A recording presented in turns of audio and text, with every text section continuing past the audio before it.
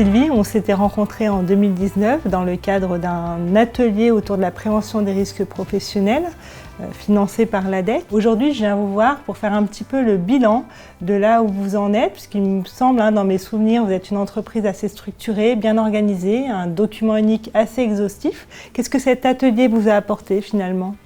Alors j'ai participé à l'atelier avec l'envie d'échanger avec les pairs.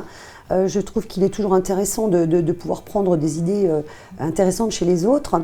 Et effectivement, l'atelier m'a permis de voir que mon document unique, que je pensais plutôt bien réalisé, avait un trou dans la raquette au niveau du risque psychosocial. Même si le risque psychosocial est très présent dans l'entreprise, on a toujours beaucoup travaillé dessus, mais je me suis dit qu'il fallait aller beaucoup plus loin. Qu'est-ce que vous avez mis en place depuis justement ? Alors en 2020, c'était très compliqué parce que la crise sanitaire a pris beaucoup de notre temps, mais on a fait régulièrement des comités sociaux extraordinaires avec les délégués du personnel. Donc effectivement, le risque psychosocial est revenu à chaque réunion. Et je suis convaincue qu'aujourd'hui, il faut travailler autrement, organiser l'entreprise autrement. Il faut mettre les salariés au cœur de l'organisation. Il faut qu'on soit dans une co-responsabilité.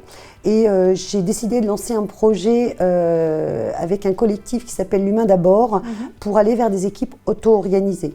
Ceux qui sont sur le terrain sont ceux qui savent faire, donc il faut qu'on soit beaucoup plus à leur écoute. Du coup, vous êtes plutôt parti vers une démarche de co-construction avec les salariés de votre organisation.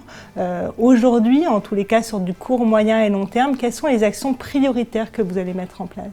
Alors on va se faire aider par le collectif L'Humain d'abord et je pars prochainement avec 5 de mes salariés, aussi bien des intervenantes que des coordinatrices, pour qu'effectivement on a puiser des informations, prendre des nouvelles méthodes, mais on s'aperçoit que chaque entreprise aura sa propre méthode et il faut entraîner tout le monde.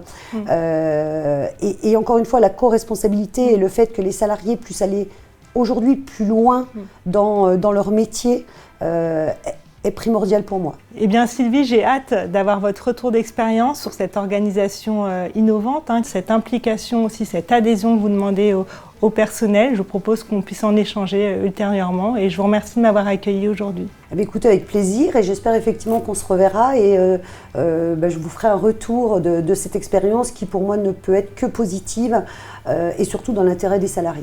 Merci Sylvie et à bientôt. Au revoir Sophie.